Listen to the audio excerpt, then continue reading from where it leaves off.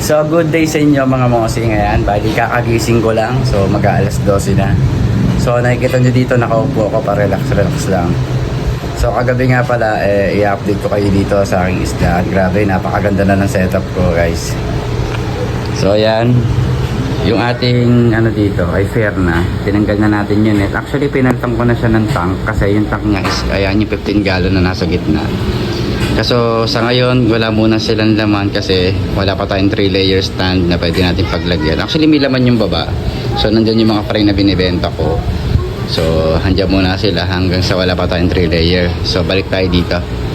So ayan mga mosing oh. Grabe bossing, napakasarap dito ang tumambay sa akin. Para ako nanonood ng Netflix. Sobrang nakaka-relax talaga. Grabe. Ayan o. Ayan. So actually pair na sila. That's good. Ayan, hindi na tayo mahirapan kasi hindi na sila nag-aaway. Almost 1 hour na silang ganun. Siguro feeling ko maglelay na yung female. Kaya siguro hindi niya na inaaway yung male, no? So pasensya na kayo, medyo malabong yung mga watermarks pa, hindi ko pa napupudkod. Siyempre iba nating isda, ayan. Ganda niya, no? Grabe to, tulis din to, sobrang ganda ng deportment niya. Tignan niya guys. Grabe oh, grabe ang ganda ng deportment niya ito.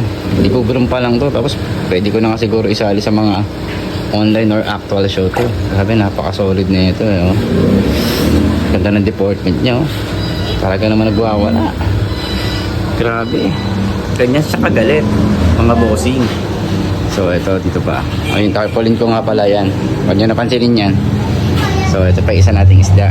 Napakalaki na ito guys. Siguro ito rin. Ang ganda na ano rin ito eh. Konting groom pa dito eh. Naganda na to sobra. Ganda ng deportment din ito eh. Kita nyo yung mukha niyan. Grabe yung pearl. Ang laki. Tapos syempre ito yung isda natin. Ayan. Ito drop hook. Ito yung bagong dayo eh. So drop hook pa lang siya guys. Tingnan nyo naman yung ano guys. Mga mosing, tignan nyo yung kanyang ano, plums. Grabe, sobrang perfect nito para sa akin. Pulang-pula pa siya.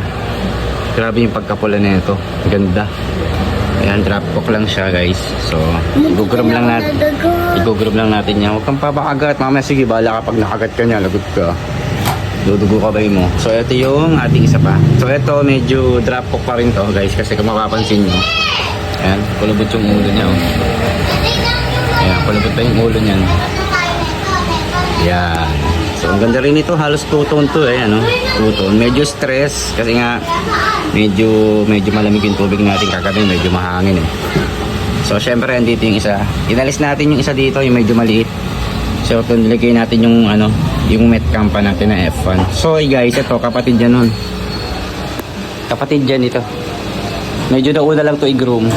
Kaya, medyo na maliit to. So, ito. Yan, maganda rin deportment nito guys. Ito yung tinago ng girlfriend ko guys, nilagay niya sa garapon. Grabe ang lala. Buti nabuhay siya doon ng ilang oras.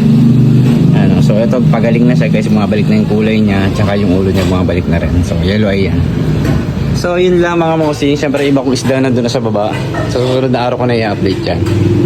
So wag niyo napansinin yung mga So ayan, balik tayo dito guys oh.